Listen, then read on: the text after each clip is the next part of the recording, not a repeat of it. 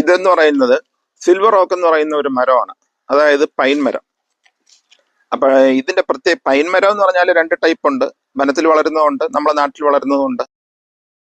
ഇത് വനത്തിൽ വളരുന്നതാണ് എങ്കിൽ തന്നെ നമ്മുടെ നാട്ടിലും വളരുന്ന ഒരു വെറൈറ്റിയാണ് സിൽവർ ഓക്ക് എന്ന് പറയുന്നത്. മറ്റേ പൈൻ മരം മാത്രമുണ്ട്, അത് നമ്മളെ വാഗമണ്ണിലൊക്കെ വനത്തിലുള്ളതാണ്. ഇതിനെ നമുക്ക് എന്തിനാണ് വളർത്തുന്നതെന്ന് പറഞ്ഞാൽ കുരുമുളക് വളർത്താൻ വേണ്ടി.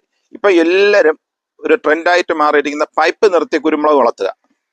പൈപ്പ് നിർത്തി കുരുമുളക് വളർത്തി കഴിഞ്ഞാൽ ഈ കുരുമുളക് ഉള്ള കാലം നിൽക്കത്തില്ല.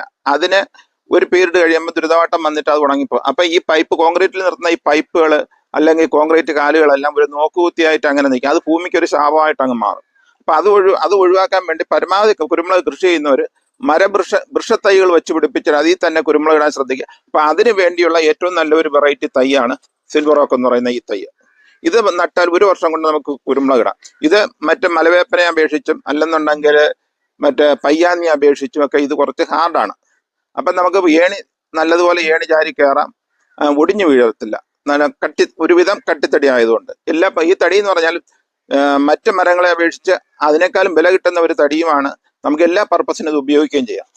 ഇതൊരു 50 അടി 60 അടിയൊക്കെ ഹൈറ്റിൽ എത്ര നാൾ വേണം. ഇതിന്റെ പ്രത്യേകത എത്ര നാൾ വേണമെങ്കിലും നിർത്തി വളർത്താം, നൂറ്റാണ്ടുകൾ നിർത്തി വളർത്താം.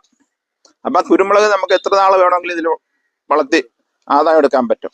അങ്ങനെയുള്ളൊരു ചെടിയാണ് ഈ സിൽവർ ഓക്ക് എന്ന് പറയുന്നത്. അത് ഈ ആവശ്യമുള്ള കർഷകർക്ക് ഞങ്ങളിപ്പം കഴിഞ്ഞ കൊല്ലം കുറെ തൈ കൊടുത്ത്, ഈ വർഷം കുറച്ച് അധികമായിട്ട് കൊടുത്ത്, ഇപ്പൊ അടുത്ത വർഷത്തേക്കുള്ള തൈയാണ് ഈ കാണുന്നതെല്ലാം. അടുത്ത വർഷം കൊടുക്കേണ്ട തൈകളാണ്. അപ്പൊ ആവശ്യമുള്ള കർഷകർ ബന്ധപ്പെട്ടാൽ നമ്മൾ ഇത് എത്തിച്ചു കൊടുക്കും. പിന്നെ നമുക്കൊരു പദ്ധതി എന്ന് പറഞ്ഞാൽ ഇത് നമ്മൾ തന്നെ കവറിൽ വളർത്തി ഒരു 10 അടി വളർത്തിയിട്ട് കൊടുക്കാനൊരു ഉദ്ദേശമുണ്ട്. അങ്ങനെ ആവശ്യമുള്ളവർക്കാണെന്നുണ്ടെങ്കിൽ അടുത്ത കൊല്ലം അങ്ങനെ കൊടുക്കാനും നമ്മൾ ഉദ്ദേശിക്കുന്നുണ്ട്. ആവശ്യമുള്ള കർഷകർ നേരിട്ട് ബന്ധപ്പെട്ടാൽ അല്ലെങ്കിൽ വാട്സപ്പ് വഴി ബന്ധപ്പെട്ടാൽ നമ്മൾ അവർക്ക് ആ സ്ഥലത്ത് എത്തിച്ചു കൊടുക്കും. അതിന്റെ കൃഷി രീതികളും പറഞ്ഞു കൊടുക്കും.